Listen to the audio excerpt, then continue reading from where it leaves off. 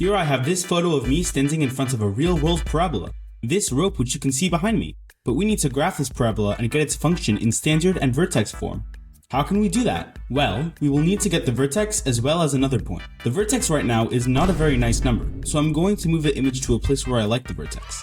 After toying with the image for a few seconds, I noticed that the point that drags the image is the center of the image rather than the vertex.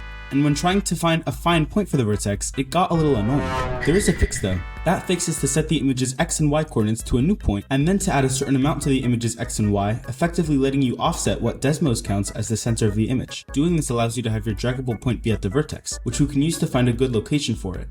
So after looking around, I have officially decided that the vertex is going to be at 2, 2. As for a second point, I'm choosing 0.52.25. It's not such a nice number, but it'll do. With both points, we have to find the parabola made by this rope, in standard form as well as in vertex form. Which form do you think we'll need to get first? The answer is vertex form. So vertex form is where y equals a times x minus h squared plus k. The h and the k here are the chords of our vertex, while the x and y are referring to the chords of our secondary point. As you can see, we have every piece of the puzzle besides a. Fortunately, we can actually solve for a using algebra. Here's how.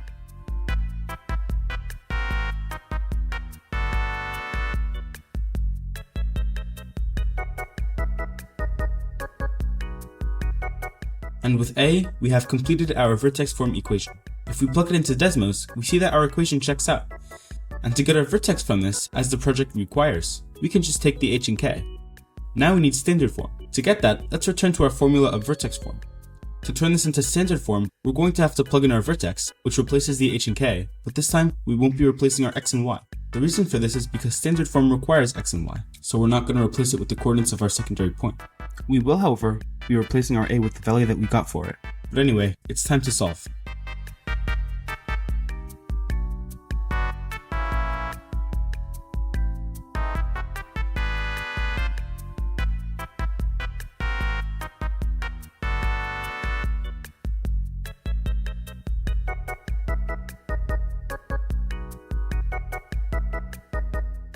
And now we have standard form.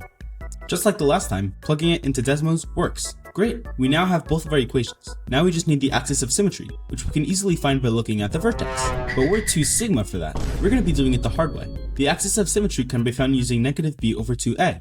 So let's get our a and our b.